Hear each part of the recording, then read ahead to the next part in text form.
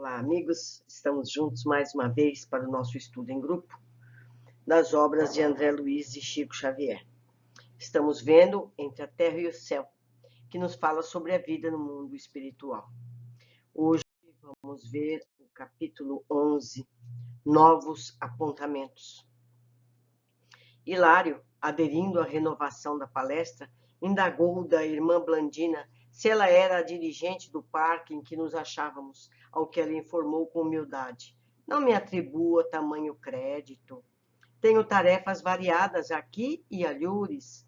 Entretanto, sou mera servidora. O nosso educandário guarda mais de 2.000 crianças, mas sob os meus cuidados permanecem apenas 12. Somos um grande conjunto de lares, nos quais muitas almas femininas se reajustam para a venerável missão da maternidade, e conosco multidões de meninos encontram abrigo para o desenvolvimento que lhes é necessário, salientando-se que quase todos se destinam ao retorno à Terra para a reintegração no aprendizado que lhes compete. Eu estranhei que só fala meninos, não tem meninas? Interessante, interessante. E a direção central? Inquiriu meu colega esmiuçador. Não reside aqui. O parque é uma das várias dependências de vasto estabelecimento de assistência e educação, do qual somos hoje tutelados. No fundo, nossa casa é uma larga escola, dotada com todos os recursos indispensáveis ao nosso aproveitamento. Os melhores processos de habilitação espiritual funcionam conosco, em benefício dos que vão renascer na carne e dos que dirigirão mais tarde as esferas superiores. Mas possuem aqui até mesmo os cursos primários de alfabetização? Não estranhem, partilho com Blandina o estudo das leis divinas para renovar-me em espírito com vistas ao grande futuro, mas o amor que ainda trago por velhos companheiros de luta humana constrange-me a larga demora em serviço de cooperação na antiga casa de fé religiosa a que me afeiçoei. Aliás, ponderou o ministro sensato, o auxílio divino é como o sol irradiando-se para todos. As instituições e as almas que se voltam para o Pai Celestial recebem o suprimento de recursos que se necessitam, segundo as possibilidades de recepção que demonstrem. Interessado, porém, nos apontamentos que surgiam, cada vez mais valiosos, Hilário indagou: em que base se formará o processo de auxílio nas igrejas? Com o impedimento de nossa comunicação direta, como será possível cooperar em favor dos nossos irmãos católicos romanos? Muito simplesmente, esclareceu Mariana Prestimosa, o culto da oração é o meio mais seguro para a nossa influência. A mente que se coloca em prece estabelece um fio de intercâmbio natural conosco. Mas não de maneira ostensiva, alegou o nosso companheiro estudioso. Pelo pensamento, explicou a interlocutora respeitável, a intuição beneficia em toda a parte. Quanto mais alto é o teor de qualidades nobres da criatura, mais ampla é a zona lúcida de que se serve para registrar o socorro espiritual. O culto público, indiscutivelmente, qual vem sendo levado a efeito nos tempos modernos, não favorece o contato das forças superiores com a mente popular. Ou seja, nos cultos das igrejas, as pessoas ficam pensando outras coisas, não é propício. Os interesses rasteiros conduzidos à igreja constituem sólido entrave contra o auxílio celeste. E a preocupação da riqueza, pompa, quase sempre mantida no sacerdócio, nos ofícios, inutiliza por vezes os nossos melhores esforços, porque, enquanto a atenção da alma se prende a exterioridades, As forças contrárias ao bem e à luz encontram facilidades positivas para a cultura do fanatismo e da discórdia. Ainda assim, superando tais obstáculos, é sempre possível algo fazer em benefício do próximo. Durante a missa, por exemplo, prosseguiu Hilário, observador, é viável o seu trabalho de cooperação? Mariana fixou uma expressão facial de bom humor e aduziu. Somos grandes falanges de aprendizes da fraternidade em ação. Por mais desagradáveis se nos mostrem os quadros de luta, a nossa obrigação é servir. Fim da ligeira pausa, continuou. Quanto à missa, obedece à pura convenção social, funcionando como exibição de vaidade ou poder. A nossa colaboração resulta invariavelmente nula. E sorrindo, que teríamos a fazer num ato bajulatório em que os devotos da fortuna material ou da perversidade incensam a desregrada conduta de pessoas inescrupulosas? Há missas solenes de consagração a políticos astuciosos e a magnatas do ouro, que em verdade são reais sacrilégios, em nome do Cristo. Por outro lado, há missas de almas que constituem escárnio à dor dos que foram recolhidos pela morte, quais as que são mandadas celebrar por parentes ambiciosos, que, por vezes, até mesmo se alegram com a ausência do morto, ávidos de se mostrarem, de lhes pilharem os despojos na corrida a testamentos e cartórios.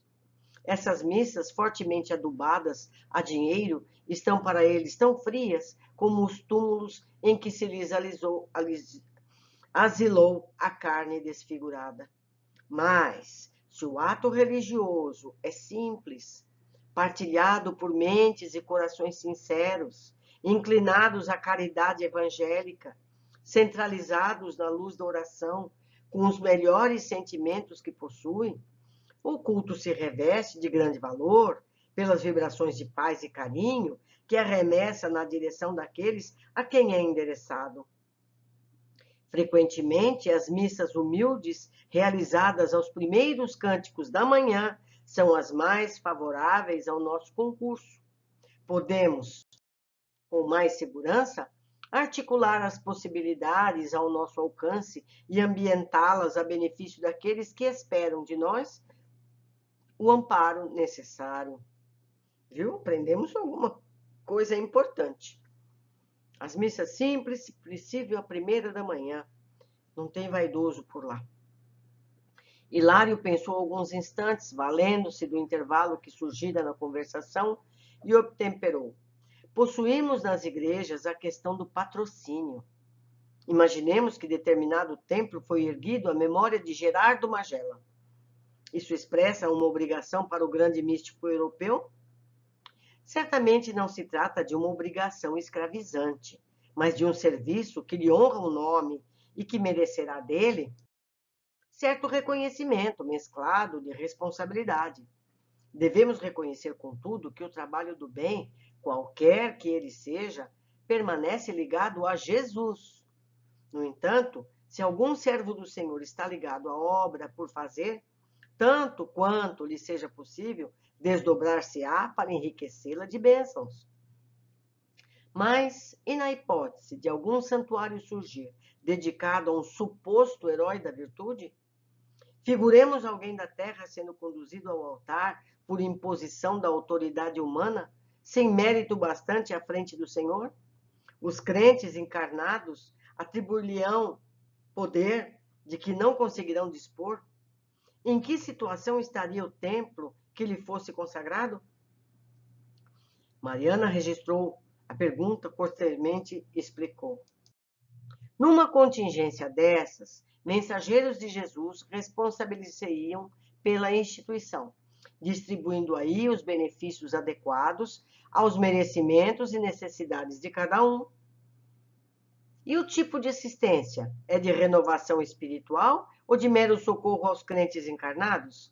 Ah, comentou Mariana sincera, o trabalho é complexo e divide-se em múltiplos setores. Não será limitado à esfera da experiência física. Inumeráveis são as almas que, desligadas do corpo, recorrem aos altares, implorando esclarecimento. Outras, depois da morte, confiam-se a desequilibradas emoções, invocando a proteção dos espíritos santificados. É preciso corrigir aqui e ajudar além. Agora, devemos injetar um pensamento reconstrutivo nessa ou naquela mente extraviada.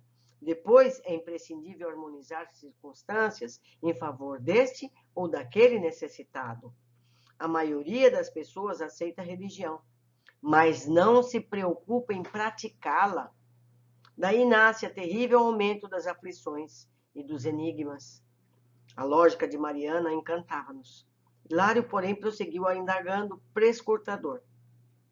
Mas, apesar de consciência da verdade que a separação do veículo físico nos impõe, acredita, irmã, que a organização católica é suficiente para conduzir o mundo moderno? Ela sorriu com tristeza e redarguiu. Meu amigo, entre cooperar e aprovar, há sensível diferença. A sociedade ajuda a criança sem infantilizar-se. As igrejas, nascidas do cristianismo, caminham para a grande renovação. O progresso assim exige. As ideias de céu e inferno e os excessos de natureza política na hierarquia eclesiástica estabeleceram grandes perturbações para a alma popular.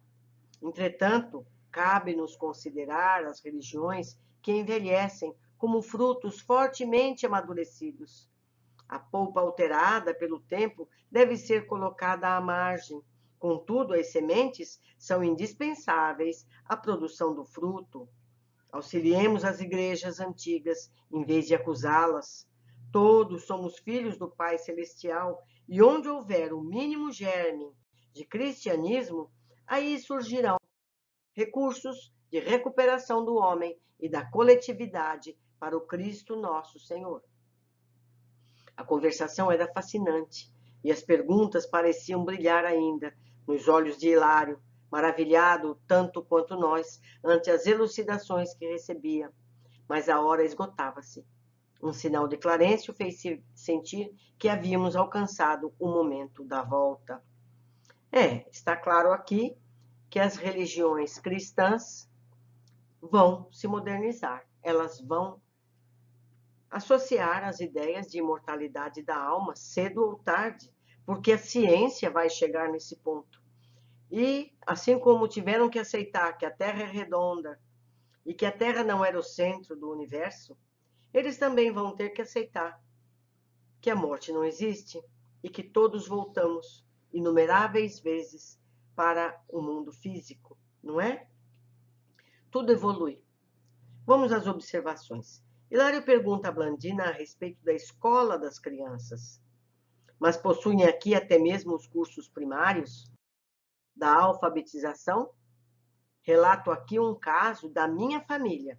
Eu presenciei isso. Nós acompanhamos por meses o espírito que chegou num trabalho mediúnico. Era um menino falecido aos 9 anos em acidente ferroviário. Ele voltava todas as semanas para o trabalho mediúnico.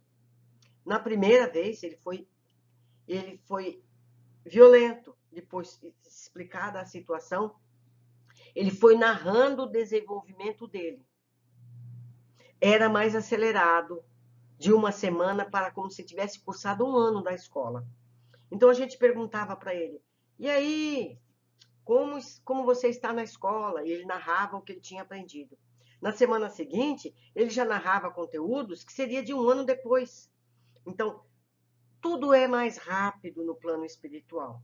E ele, sim, foi aprendendo numa escola em que ele escrevia as atividades que eram como das escolas que nós conhecemos. Mais modernas eram, sabe? Do que eu digo. Isso aconteceu na década de 60. Olha, já são 60 anos que isso aconteceu. Vamos lá. Blandina fala sobre o trabalho das igrejas. Quando a missa obedece à pura convenção social, funcionando como exibição de vaidade ou poder, a nossa colaboração resulta invariavelmente nula. Como em todos os locais de culto, de todos os segmentos, o que importa é a pureza e a sinceridade das preces.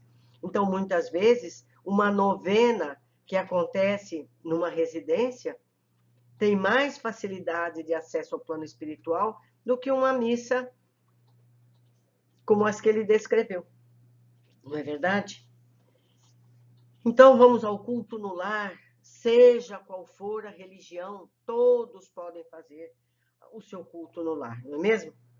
Então, eu deixo aqui meu e-mail, que esse quadro está quase invisível, nfeliz52@gmail.com, ou pelo Facebook, nfeliz. Eu espero as questões de vocês, a explicação de vocês, o esclarecimento, de fatos que eu tenha me equivocado, entendido mal. O estudo em grupo. Eu aguardo todos vocês. Até o próximo capítulo.